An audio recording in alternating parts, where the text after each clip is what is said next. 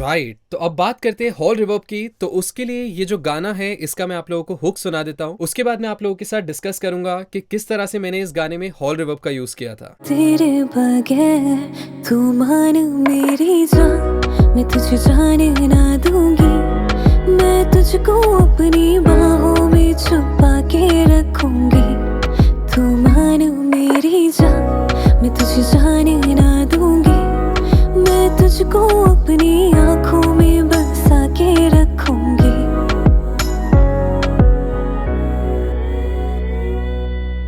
क्या बात है, बहुत ही खूबसूरत। तो ये जो कवर सॉन्ग है ये रिया ने गाया था। तो इनकेस अगर आप लोग ये पूरा गाना सुनना चाहते हैं तो उसकी लिंक मैं डिस्क्रिप्शन में दे दूंगा। सो अगर हम लोग इसके वोकल्स को सोलो करें, एंड यहाँ पे मैंने वैसे तो बहुत सारे रिवर्ब्स डाले हैं, बट अगर मैं स्पेसिफिकली हॉल रिवर्ब की बात करूं, हम लोग सारे रिवर्ब्स को ऑफ कर देंगे एंड सिर्फ हॉल रिवर्ब को ऑन ऑफ करके देखते हैं। Let's try to see the effect कि वो हमारे वोकल्स में क्या एडिशन कर रहा है। तू मान मेरी जान, मैं तुझे जाने ना दूंगी। मैं तुझको अपनी बाहों में छुपा के रखूंगी। तू मान मेरी जान, मैं तुझे जाने ना दूंगी। मैं तुझको अपनी आंखों में बसा के रखूंगी।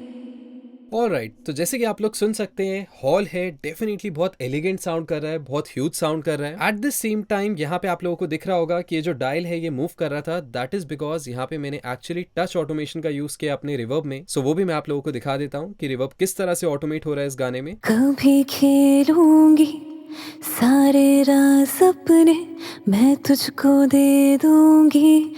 मेरी जान तूने मुझको पागल है किया, मेरा लगदा ना जिया तेरे बगैर। तू मान मेरी जान, मैं तुझे जाने ना दूंगी।